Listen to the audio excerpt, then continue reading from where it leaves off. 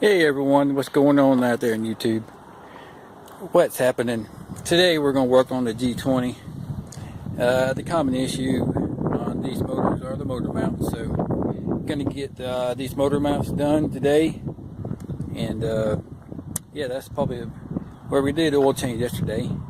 Like I say, if you've seen my post on Instagram.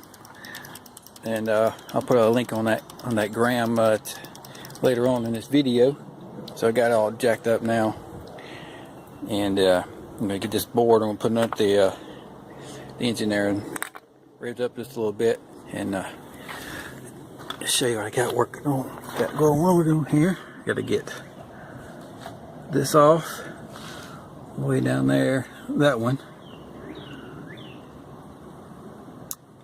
and that one, back one's back there. That's the one that's broken, but this one is starting to lean a little bit, so I'm going to go ahead and just do it too.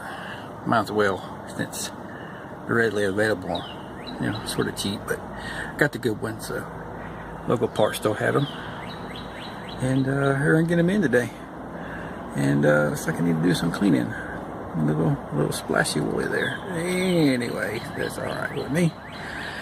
So I'll get right back to you as soon as I get this back going. That's not focusing. There we go. Alright. Well, I got this thing out. It took a little bit of finagling to get it out. And it's a little hard to get around that exhaust manifold, that little flex pipe there. Get it out. So I'm not really going to do a how-to video, just updating the status on what needs to be done. So just pull that out with, you know, just some bolts there, 1, 2 underneath. I'm going to clean this up, a little gunky, and put these new ones in I have right here. I'm going to zip them on and then get the jack underneath the subframe and bolt them back up.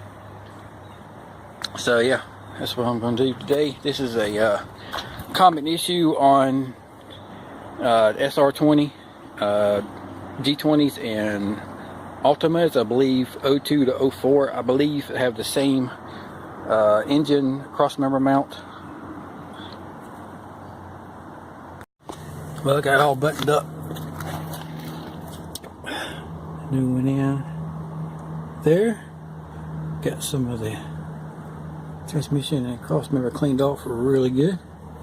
That one way back there. I got that one, and we're good.